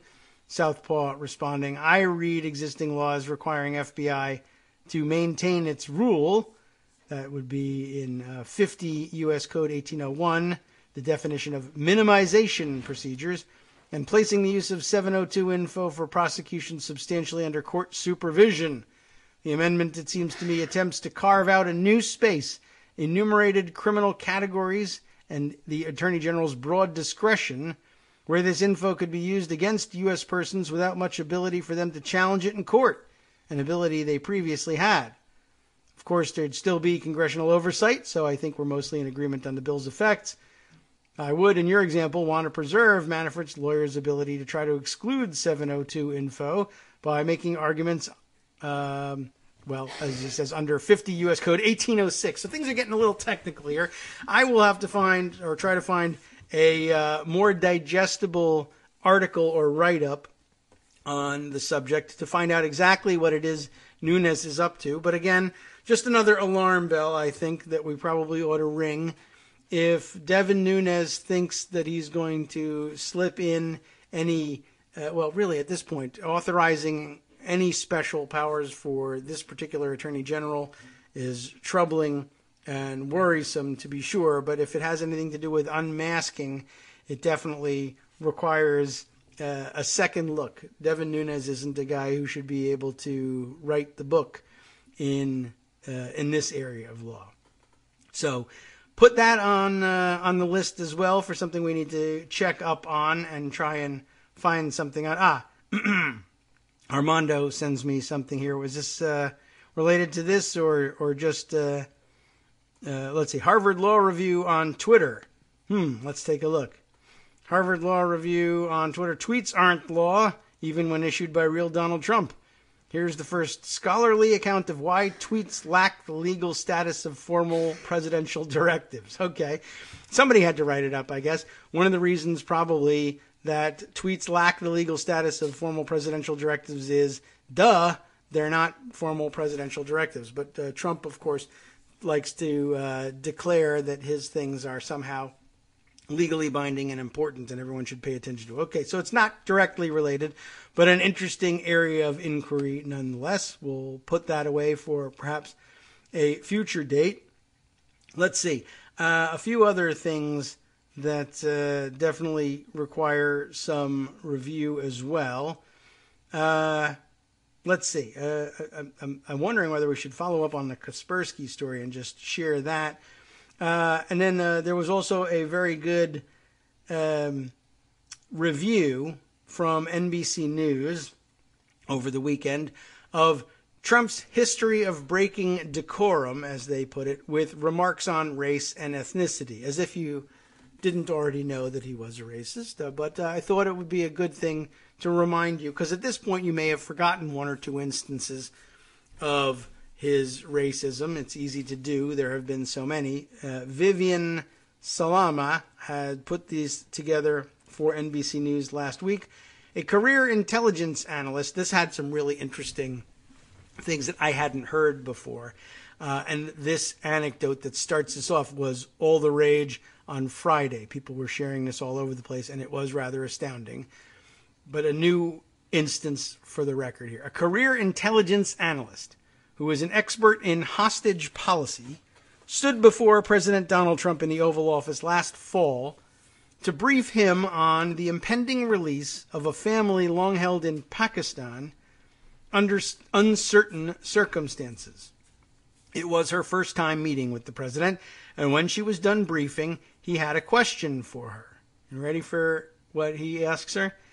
Where are you from? I mean, that's a simple question, right? Where are you from, the president asked, according to two officials with direct knowledge of the exchange. New York, she replied. Trump was unsatisfied and asked again, the officials said. Referring to the president's hometown, she offered that she, too, was from Manhattan. But that's not what the president was after. You see, I'll explain to you, she was of Asian extraction. So, New York, Manhattan, that's not an answer. Well, I was born in Manhattan. I was born in New York. Where are you from? Parents, everybody. Right? No. He says he wanted to know where, quote, your people are from, according to the officials, who spoke under condition of anonymity due to the nature of the internal discussions. After the analyst revealed that her parents are Korean, Trump turned to an advisor in the room and seemed to suggest her ethnicity should determine her career path, because he's an old man racist, asking why the, quote, pretty Korean lady, why isn't this pretty Korean lady negotiating with North Korea on his administration's behalf, the officials said, because she actually has an area of expertise, and that's not it. And the fact that her parents are Korean, okay, that's not really what she's here for. But how about that, right? Where are you from, honey? New York. No, that's not what I mean. Manhattan. No. I mean, I can see you got, I'm sure he's like, you got like Chinese eyes. Are you Chinese? What's the story? Oh my God, are you kidding me? Oh, my parents are Korean. You racist bastard. What do you want? Why isn't this pretty Korean lady negotiating with the Norks for us? Getting rid of those missiles.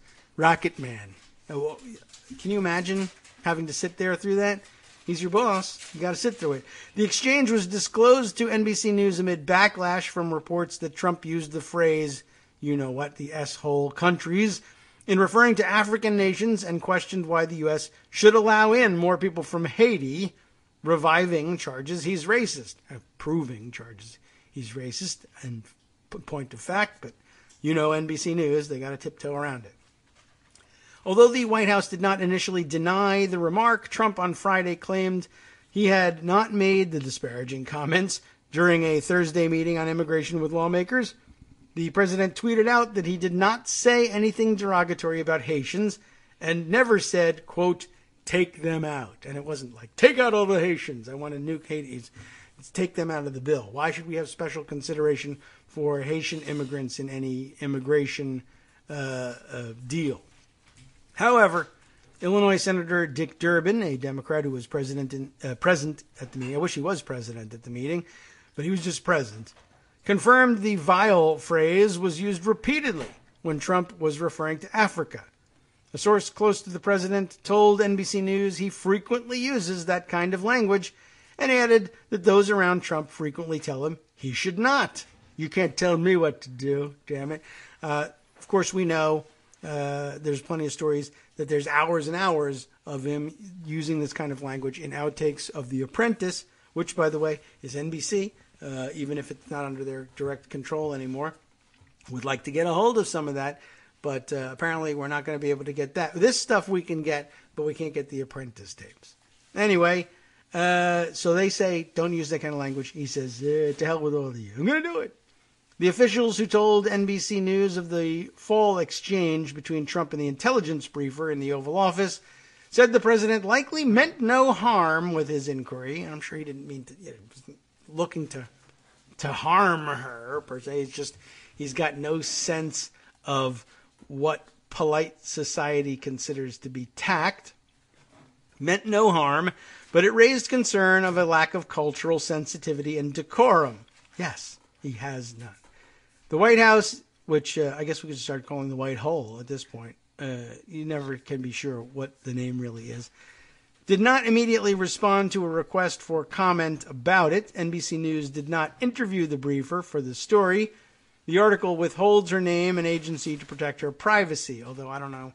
I would think that probably a lot of people could figure out exactly who we're talking about.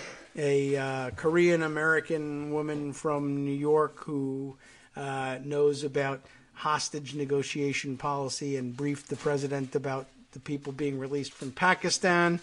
Probably not a whole lot of them, but I couldn't tell you who she is.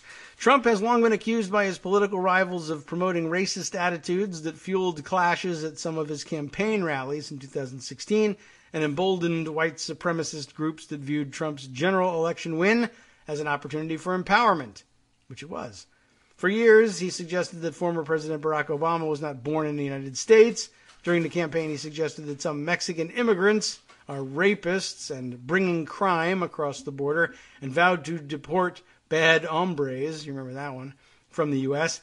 At a March meeting with members of the Congressional Black Caucus, Trump asked the elected officials if they personally knew just one member of his incoming cabinet, Ben Carson, according to two people in the room. So that's interesting, right? He's meeting with the Congressional Black Caucus. And one by one, do you know Ben Carson? Do you know Ben Carson? Do you know? No, but I do know some of the white people in your cabinet. Is that okay? Is it all right if I mention that? So he's questioning on each of them. He's a black guy. You know him? Wow. There's an even more revealing exchange yet to come here. Carson, the only black member of Trump's cabinet, had never served in Congress and spent his career as a surgeon.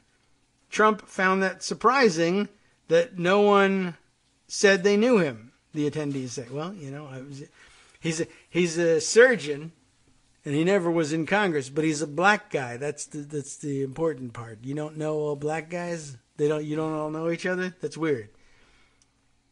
During that same meeting, a member relayed to Trump that potential welfare cuts would harm her constituents. And she says, quote, not all of whom are black, unquote. The president replied, really? Then what are they? Which is sort of also rather amazing. Did you not know? Well, they could be white or they could be anything. But the point is that not all welfare recipients are black. And he's astounded by this. Really? Well, what kind of horrible people actually then are they? What? The participants spoke anonymously because they are not authorized to share details about the private meetings. More recently, at a White House event honoring Navajo code talkers, I think we all remember this one, the heroic Native Americans who helped the U.S. Marines send coded messages in the Pacific Theater, Trump took a swipe at Senator Elizabeth Warren, referencing his designated nickname for the Massachusetts Democrat, Pocahontas. Trump's supporters have celebrated his departure from the politically correct approach of modern politicians and relish in what they see as his audacious America First rhetoric, even as it risks relationships with some of America's closest foreign allies. Trump declared on Twitter late Thursday that he had called off his trip to London because I am not a big fan of the Obama administration, having sold perhaps the best located and finest embassy in London for peanuts, only to build a new one in an off location for $1.2 billion. Bad deal. Wanted me to cut ribbon. No. You remember hearing about that one. London Mayor Sadiq Khan, who has engaged in a public war of words with Trump over his divisive remarks against Muslims, responded that Trump's decision to cancel his trip to the UK shows he got the message from Londoners who find his policies and actions the polar opposite of our city's values.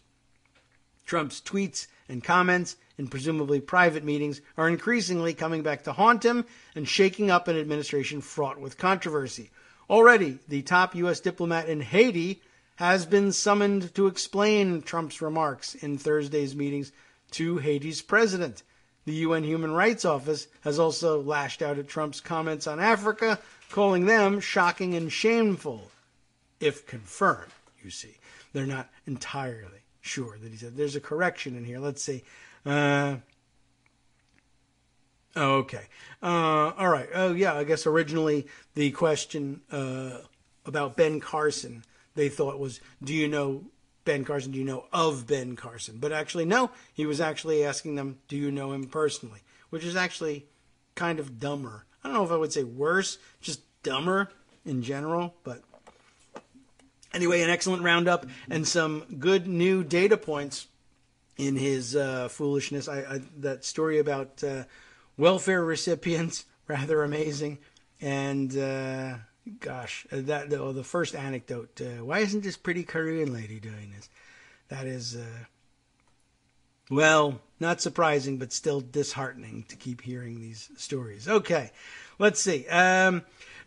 Just to bring you up to date on the rest of the world catching up with Kagro in the morning. I think we've done a pretty good job. I keep saying every once in a while, I like to celebrate our success in this and keeping you guys up to date. And I think ahead of the curve on Donald Trump's money laundering activities and what they were and how they work. And at the middle to end of last week, there was an explosion of stories in the more mainstream and traditional media, but also the online sector, in particular BuzzFeed News, with a big article and a splashy graphic and headlined, "Secret Money, How Trump Made Millions Selling Condos to Unknown Buyers." And it made the rounds, and a lot of people, I guess, indicated this was the first that they had heard of it. And I think this is the piece that was also written up over at Daily Kos. Mark Sumner handling this one, and I think, was it the BuzzFeed piece that moved him to do this? I'm not sure if that was the impetus for this particular piece. But yeah, I think so. It's definitely included in here. His headline, of course, Mark Sumner's being, "Trump's wealth comes from money laundering, and it's gotten worse since he entered the White House." And, of course, in fact, it has. But this seems like actually old news, and I think it might seem like old news to you because we did discuss this in the past. And there was, I don't know whether this is a more comprehensive review, but I guess BuzzFeed News has undertaken its own review of, as it says, every sale of a Trump-branded condominium in the United States, I guess, since the beginning. But it says here, their review of every sale of a Trump-branded condo in the U.S. provides the first comprehensive look at how many went to unidentified buyers who paid cash, which is, of course, an indication of possible money laundering.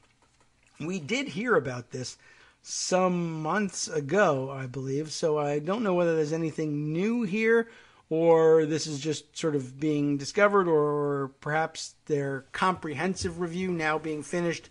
They're reviving the story. It may even have been Thomas Frank at BuzzFeed News who first brought it to our attention, but seemed worth noting, at least for the closing minutes of the show. More than 1/5 of Donald Trump's U.S. condominiums have been purchased since the 1980s, and so it's been ongoing for quite a while now, in secretive all-cash transactions that enable buyers to avoid legal scrutiny by shielding their finances and identities, a BuzzFeed News investigation has found. Records show that more than 1,300 Trump condominiums were bought not by people, but by shell companies, and that the purchases were made without a mortgage, avoiding inquiries from lenders. Those two characteristics signal that a buyer may be laundering money, the Treasury Department has said in a series of statements since 2016. Treasury's Financial Crimes Unit has in recent years launched investigations around the country into all-cash shell company real estate purchases amid concerns that some such sales may involve money laundering. The agency is considering requiring real estate professionals to adopt anti-money laundering programs. All cash purchases by shell companies do not by themselves indicate illegal or improper activity, and they have become more common in recent years in both Trump buildings and other luxury home sales across the United States. Developers such as Trump have no obligation, I guess under current law, to scrutinize their purchasers or their funding sources, which is why he is in that line of work. I would add, federal investigators, though, continue to reveal corrupt politicians, drug traffickers, and other criminals using shell companies to purchase luxury real estate with cash. Treasury's former financial crimes chief, Jennifer Shasky Calvary, said at a Capitol Hill hearing in 2016. Treasury's Financial Crimes Enforcement Network, or FinCEN, broadcast that concern in an August 2017 advisory to the real estate industry, maybe that's what prompted our last look at this, warning that all cash real estate purchases by shell companies are an attractive avenue for criminals to launder illegal proceeds while masking their identities. You know this, of course. Neither the White House nor the Trump Organization responded to repeated requests for comment. A former longtime Trump Organization official who asked not to be named said that all cash shell company purchases are common among rich buyers. We love rich people, particularly foreigners trying to put their money in safe investments. That's actually laundering. I mean, it is possible that you could be putting totally legal gains into real estate as a safe investment, but I would say probably more often than not, particularly when the money comes from overseas, that's what we're looking at. Trump condo sales that match Treasury's characteristics of possible money laundering totaled $1.5 billion, BuzzFeed News calculated. They accounted for 21% of the 6,400 Trump condos sold in the U.S. Those figures include condos that Trump developed as well as condos that others developed in his name under licensing deals that pay Trump a fee or a percentage of sales. Some of the secretive sales date back more than 3 decades, long before recent worries that Russians tried to influence Trump by pouring millions of dollars into his businesses.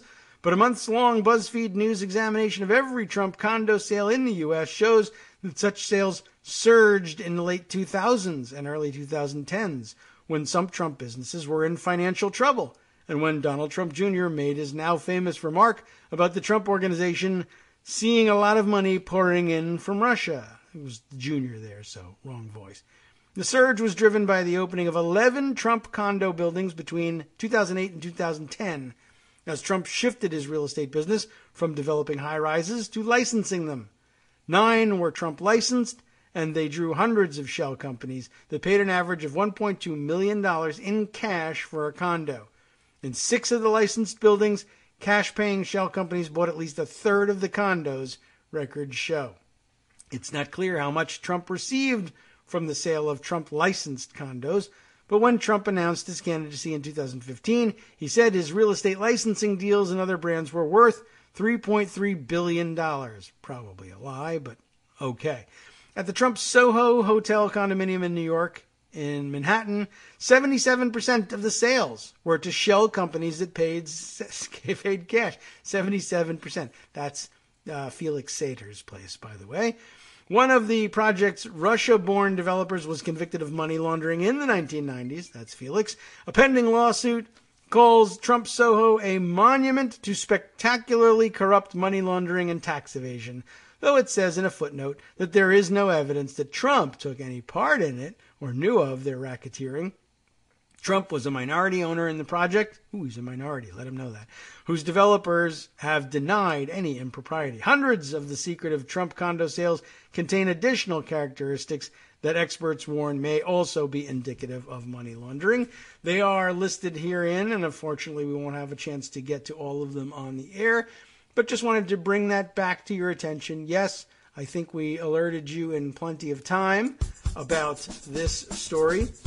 And once again, that leaves you ahead of the curve. By the way, a related story, just to tie together the stories from the top of the show and those from the end of the show. Do I have anything about this in pocket? I am not sure, but I'll get you a source on that one. One of the foreign folks who did, in fact, buy a condo, I think in the actual Trump Tower back in the day, in cash using shell companies to hide ill-gained or stolen assets from his country, Baby Doc Duvalier from the S-hole country of Haiti. He had no problem taking his money.